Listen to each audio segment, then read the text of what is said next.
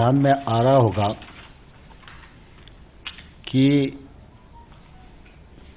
Congress party के लोग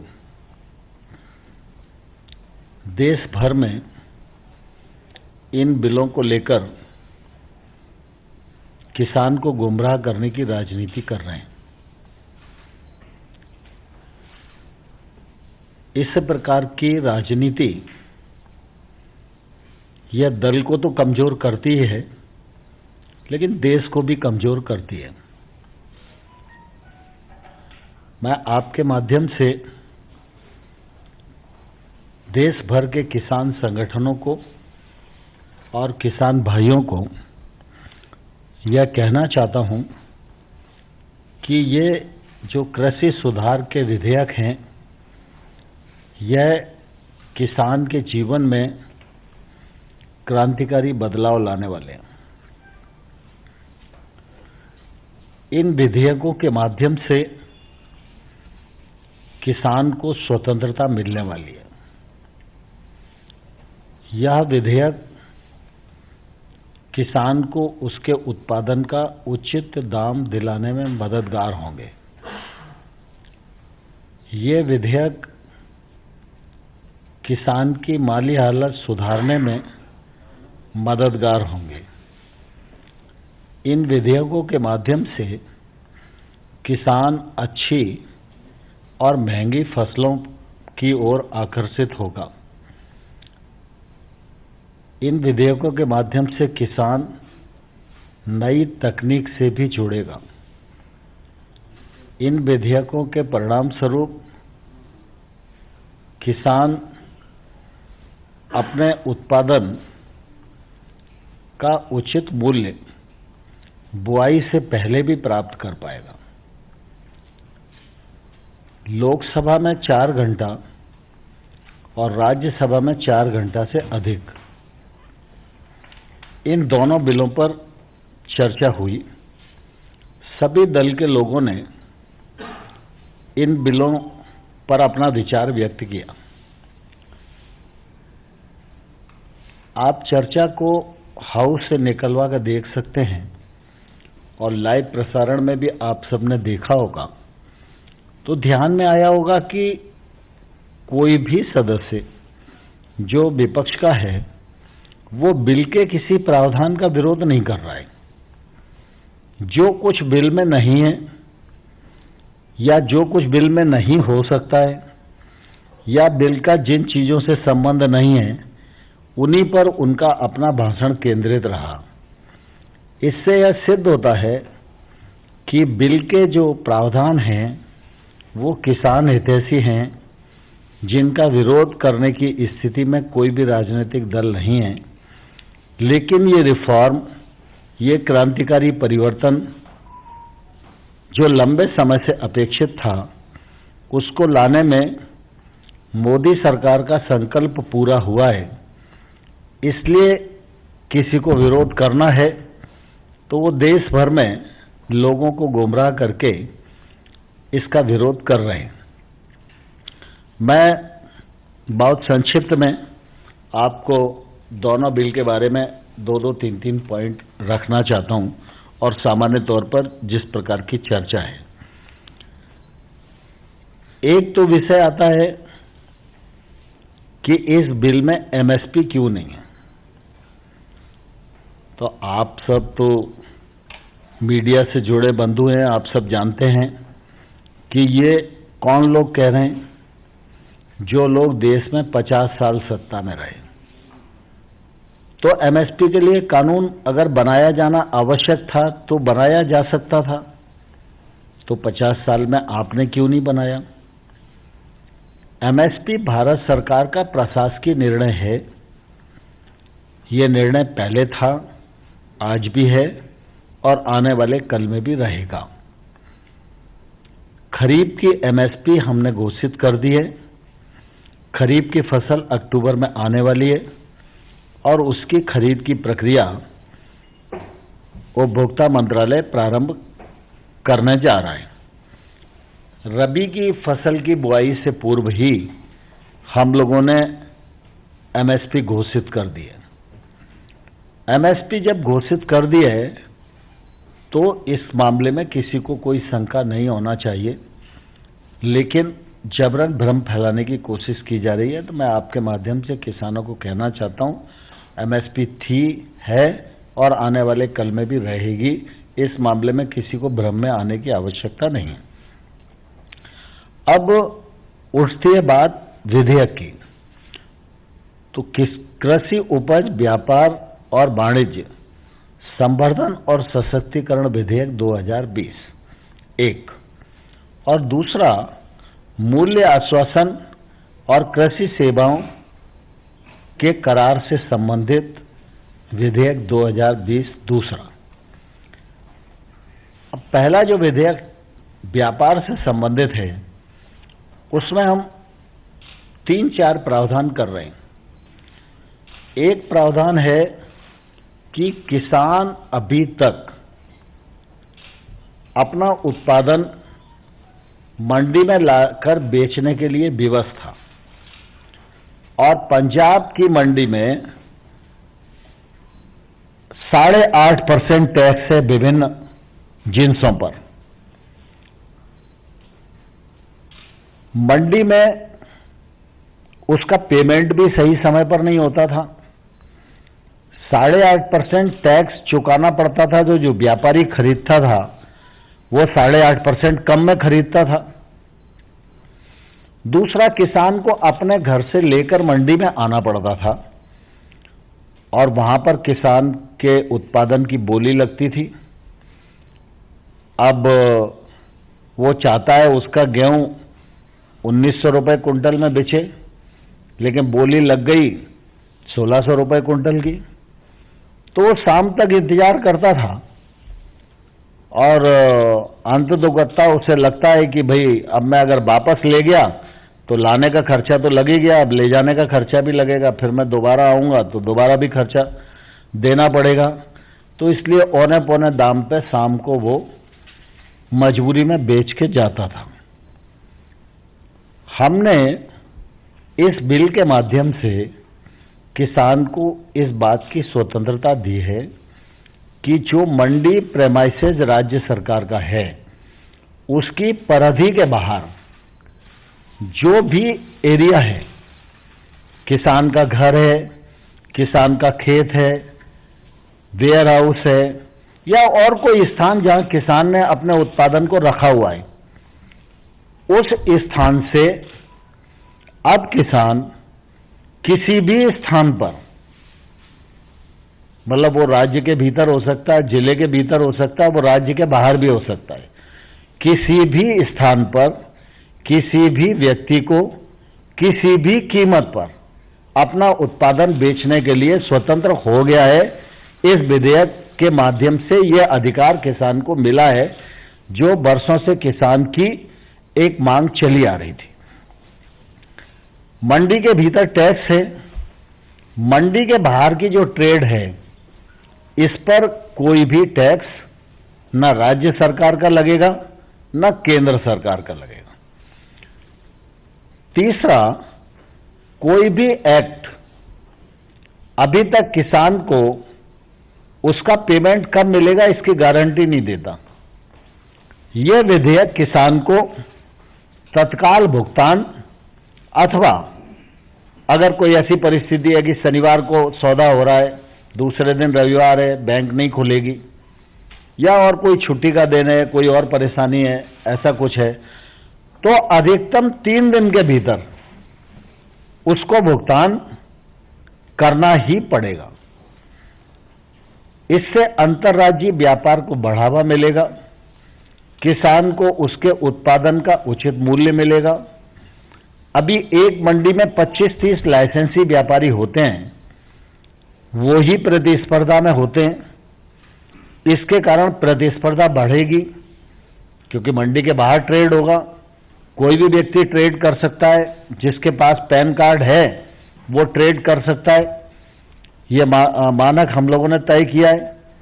तो व्यापारियों की संख्या बढ़ेगी, व्यापारियों की संख्या बढ़ेगी तो प्रतिस्पर्धा बढ़ेगी, प्रतिस्पर्धा बढ़ेगी तो उसका फायदा तो किसान को मिलेगा ही। तो दो तरीके से किसान को फायदा मिलेगा। एक तो प्रतिस्पर्धा बढ़ेगी तो किसान को फायदा मिलेगा, टैक्स माइनस होगा तो किसान को फायदा मिलेगा, और अगर व्यापार किसान के घर से ही हो गया तो किसान की जो परिवहन की लागत है वह भी बचेगी। अब इसमें कोई भी प्रावधान ऐसा नहीं है जिससे किसान का नुकसान होने वाला हो। दूसरा, लोग बोलते हैं कि वो एपीएमसी खत्म हो जाएगी। एपीएमसी राज्य के एक्ट से बनी है। एपीएमसी को खत्म करने का न तो इरादा है न मंशा है। एपीएमसी जब तक राज्य चाहेगा तब तक रहेगी। किसान के पास दो विकल्प है, वो चाहे तो एपीएमसी के भीतर बेचे, वो चाहे तो एपीएमसी के बाहर बेचे। ये स्वतंत्रता किसान को हमारे विधेयक देते हैं। दूसरा विधेयक जो मूल्य आश्वासन वाला है, वह विधेयक तो किसान के जीवन में एकदम बदल कर देने वाला है। हम सब ये जानते हैं कि हमारे देश में 86% छोटा किसान है और दिनों दिन किसानी का रकबा छोटा होता ही जा रहा है। तो ऐसी स्थिति में जो छोटे रकबे वाला व्यक्ति है वह भी अपने खेत में कोई निवेश नहीं कर पाता और उसका रकबा छोटा है तो दूसरा आदमी भी उसके पास नहीं पहुंच पाता। तो अंततोगत्वा कई बार ये स्थिति होती है कि छोटे किसान का जो उत्पादन है वो इतने कम वॉल्यूम का है कि अगर वो मंडी ले जाए तो जाने आने का किराया ही इतना हो जाता है कि उस वजह से उसको कई बार एमएसपी का भी फायदा नहीं मिल पाता। छोटे रकबे के किसान अगर इकट्ठा होकर महंगी फसलों की तरफ आकर्षित होंगे तो किसान को उसकी उत्पादन का अच्छा मूल्य मिलेगा। और इसलिए अभी सामान्य तौर पर एक शब्द चलता है कॉन्ट्रैक्ट फार्मिंग। कॉन्ट्रैक्ट फार्मिंग मेरी दृष्टि में नाम गलत है, लेकिन जिसके लिए वो उपयोग होता रहा है उद्देश्य उसका ठीक है। लेकिन अभी हम जब बिल की बात करते हैं तो हम बिल के माध्यम से किसान के फसल का करार की बात करते हैं। कॉन्ट्रैक्ट फार्मिंग खेत का कॉन्ट्रैक्ट भी हो सकता है, लेकिन हमारा यह विधेयक खेत का कॉन्ट्रैक्ट करने के लिए नहीं है। खेत का मालिक किसान है, उस पर उपजने वाली फसल का मालिक किसान है, लेकिन किसान को इस विधेयक के अंतर्गत बुआई से पहले ही फसल का मूल्य की गारंटी मिल पाए और फसल का वह एग्रीमेंट किसी से भी कर पाए, इस बात का प्रावधान यह हमारा विधेयक करता है। इसमें यह भी प्रावधान किया है कि एक किसान जब किसी प्रोसेसर के साथ करार करेगा तो करार में जो संबंधित फसल है उसका एक औसत मूल्य तय करेगा। जैसे उदाहरण के लिए मौसम्बी की फसल है, तो मौसम्बी की फसल में उन्होंने एवरेज निकाला कि भाई पिछले साल ये भाव था, उससे पिछले साल ये था, उससे पिछले साल ये था, लागत की स्थिति ये थी। तो मान लो एक औसत मूल्य निकला कि 10 रुपए किलो में मौसम्बी का करार करेंगे। तो आपका जितना खेत है मैंने तय कर लिया कि भाई आप मुझसे करार कीजिए, मैं 10 रुपया किलो के हिसाब से जितनी मौसम्बी आपके खेत में होगी मैं खरीदूंगा। तो मूल्य की गारंटी मिल गई, तो किसान को रिस्क लेने में दिक्कत नहीं। इसमें किसान का कोई जोखिम नहीं है। ये 10 रुपए तक का जो करार है, इस करार के अनुसार उसको भुगतान किसान को करना पड़ेगा, बावजूद इसके ओला पड़े, पाला पड़े, प्राकृतिक आपदा है, कोई भी परिस्थिति बने, जोखिम इसमें किसान का नहीं है। किसान इस एक्ट के माध्यम से अपने जोखिम को प्रोसेसर पर ट्रांसफर करता है। दूसरा,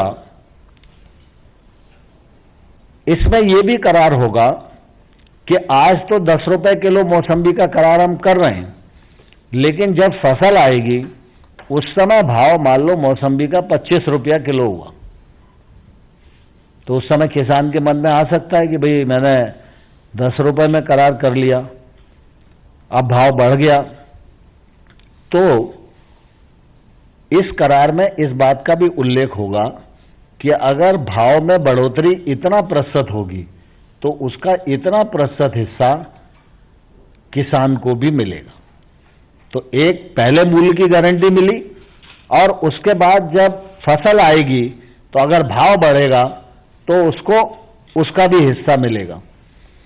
दूसरा, लोग बोलते हैं कि भाई इसके कारण तो अडानी आ जाएगा, अंबानी आ जाएगा और जमीन पर कब्जा कर लेगा। ये कोई मतलब अलोकतांत्रिक देश थोड़ी ना है, डेमोक्रेसी है, कोई भी आके किसी की जमीन पर कैसे कब्जा कर लेगा। और अभी तक जो लोग कॉन्ट्रैक्ट फार्मिंग महाराष्ट्र में, गुजरात में, हरियाणा में कर रहे हैं, तो किसने किसकी जमीन पर कब्जा कर लिया, इसका किसी के पास कोई प्रमाण नहीं है। लेकिन हमने किसान को इस विधेयक में सुरक्षा दी है कि इस विधेयक में किसान की भूमि से संबंधित कोई भी लिखा पढ़ी नहीं की जा सकती, किसान की सुरक्षा। दूसरा, हमने यह भी कहा है इस विधेयक में कि किसान जब चाहे तब कॉन्ट्रैक्ट छोड़ सकता है, लेकिन जो व्यापारी है वो कॉन्ट्रैक्ट तब तक नहीं छोड़ सकता जब तक किसान को करार में की गई कीमत का भुगतान नहीं कर देता। अगर किसान और करारकर्ता के बीच में अगर किसी प्रकार का विवाद होता है तो सबसे नजदीक की इकाई जो सरकारी है, जिसको मजिस्ट्रेटियल पावर होते हैं, वो एसडीएम है। तो हमने एसडीएम को अधिकृत किया है, क्योंकि बाकी दूसरी जगह जाना है उसके लिए तो वो कठिन ही होगा। तो एसडीएम तक ही इसके निर्णय को रखा है।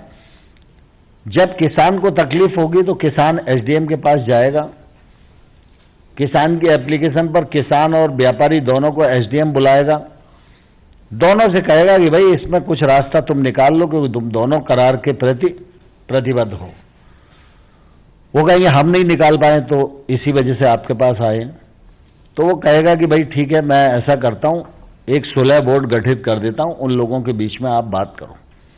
किसान से नाम पूछेंगे, व्यापारी से नाम पूछेंगे, और उनके सुझाए गए नाम के अनुसार 3-4 लोगों का एक बोर्ड गठित हो जाएगा। उसको 15 दिन का समय दिया जाएगा कि भाई जरा इनसे बातचीत करके इनका व्यवस्था निपटा दो। लेकिन अगर वो बोर्ड भी सुलह नहीं कर पाया तो एसडीएम के पास फिर आएगा मामला। तो एसडीएम को ठीक 30 दिन में इस बात का निराकरण करना ही पड़ेगा। ये कानून में प्रावधान है। ऐसा कोई कानून में प्रावधान नहीं है जो 30 दिन में किसी भी निर्णय करने वाली मजिस्ट्रेट हथौड़ी को बांधता हो। 30 दिन में उसको निर्णय करना ही पड़ेगा। दूसरा, जब वो निर्णय करेगा और मान लो किसान की गलती है थोड़ी देर के लिए, तो किसान के विरुद्ध वो डिग्री करेगा कि भाई किसान की गलती है इसलिए ये किसान को देना चाहिए। तो किसान से वो उतनी ही वसूली का आदेश दे सकता है जितना आदान उसने करारकर्ता से प्राप्त किया हो। मान लो बीज के लिए, पेस्टिसाइड के लिए उसने 100 रुपए दिए हैं, तो बिना ब्याज के 100 रुपए उसकी वापसी हो जाए, ये निर्णय किसान के पक्ष में आ सकता है। लेकिन ये 100 रुपया वसूल करने के लिए एसडीएम ये निर्णय नहीं दे सकता कि किसान की जमीन को बेचकर इसका पैसा वसूल करवा दो। किसान को ये स्वतंत्रता दी गई है कि वह कब भुगतान करेगा, उसका कमिटमेंट करेगा, अगली फसल में करेगा, किस्तों में करेगा, जैसे भी करेगा। लेकिन प्रोसेसर की अगर गलती होती है तो प्रोसेसर को जो एग्रीमेंट में औसत रकम उसने लिखी है उस पूरी रकम का भुगतान उसे करना पड़ेगा, और 150% तक पेनल्टी भी प्रोसेसर पर हो सकती है। अब बताइए इसमें किसान का कहां आयत होने वाला है? कहाँ कॉरपोरेट ताकतवर बनने वाला है। पूरी किसान ताकत किसान को दी गई है। लेकिन ये बिल लाना इसलिए आवश्यक था कि सामान्य तौर पर जो निजी निवेश और निजी निवेशक और प्रोसेसर, निर्यातक, ये सब लोग गांव में इसलिए काम नहीं कर पा रहे थे क्योंकि इनको लगता था कि कोई कानूनी प्रावधान हमारे लिए नहीं है। यह कानूनी प्रावधान होने के बाद अब ये सारे लोग गांव जाएंगे, किसान से संपर्क करेंगे, छोटे छोटे किसानों का एक समूह बनाएंगे, उनके साथ बातचीत करके कौन सी फसल का उत्पादन हो सकता है उस पर रिसर्च करके उनको सहमत करेंगे और फिर उनको अच्छा क्वालिटी का बीज मिले, अच्छी क्वालिटी का पेस्टिसाइड मिले, कम पानी में वो खेती करें और अच्छी टेक्नोलॉजी उनको मिले। और ऐसा करके महंगी फसलों की ओर किसान आकर्षित होगा और उसको मूल्य की गारंटी खेती करने से पहले ही मिल जाएगी, तो किसान रिस्क लेने में सक्षम होगा और उसको ये फसल करने में किसी भी प्रकार का जोखिम नहीं होगा। जोखिम पूरा का पूरा वो प्रोसेसर पर ट्रांसफर करता है इस कानून के मुताबिक। तो किसान को अपने उत्पादन का अच्छा मूल्य मिलेगा, खेती आगे बढ़ेगी, नए जो पढ़े लिखे बच्चे हैं वो भी खेती की तरफ आकर्षित होंगे। इन एक्टों के माध्यम से बहुत सारे इलेक्ट्रॉनिक प्लेटफॉर्म ट्रेड के लिए बढ़ेंगे, उसमें रोजगार के अवसर सृजित होंगे और कृषि की जो जीडीपी है वह भी बढ़ेगी और हमारी जो निर्यात की क्षमता है हम उस निर्यात की क्षमता में भी वृद्धि कर सकेंगे और कृषि उत्पाद का बड़ी मात्रा में निर्यात भी बढ़ाया जा सकेगा। तो मैं आपके माध्यम से कांग्रेस के लोगों को एक बात बोलना चाहता हूं कि अगर वो इन बिलों का विरोध कर रहे हैं तो पहले कांग्रेस को अपने घोषणा पत्र से मुकरने की घोषणा इस देश के सामने करना चाहिए, क्योंकि कांग्रेस का 2019 का जो मैनिफेस्टो है उस मैनिफेस्टो में उन्होंने कहा है एपीएमसी कानून को बदलेंगे, किसान की ट्रेड पर कोई टैक्स नहीं होगा, अंतर्राज्यीय व्यापार को बढ़ावा देंगे। पहले बिल में यही तीनों चीजें हैं।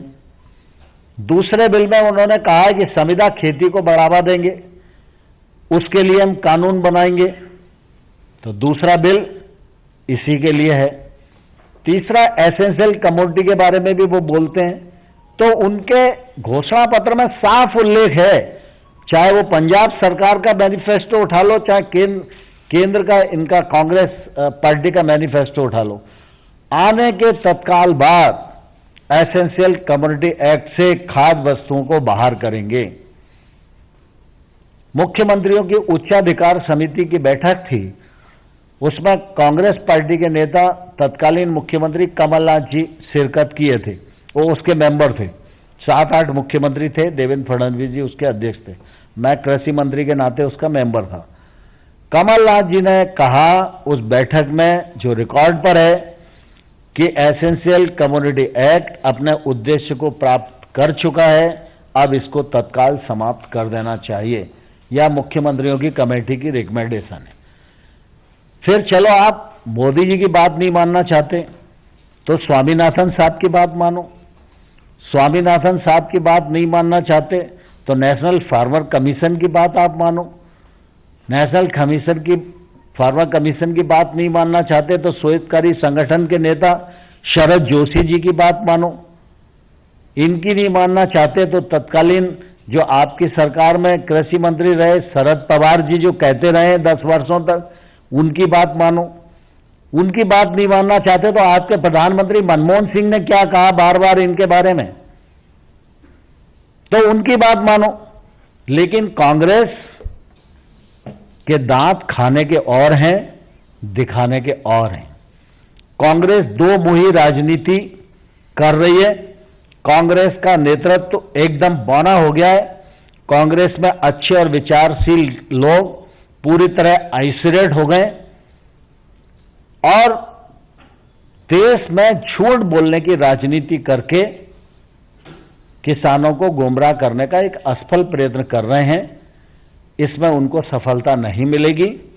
मैं आप सब के माध्यम से देश भर के किसानों को कहना चाहता हूं कि मोदी सरकार खेती और किसानी दोनों के प्रति पूरी तरह प्रतिबद्ध है और समर्पित है।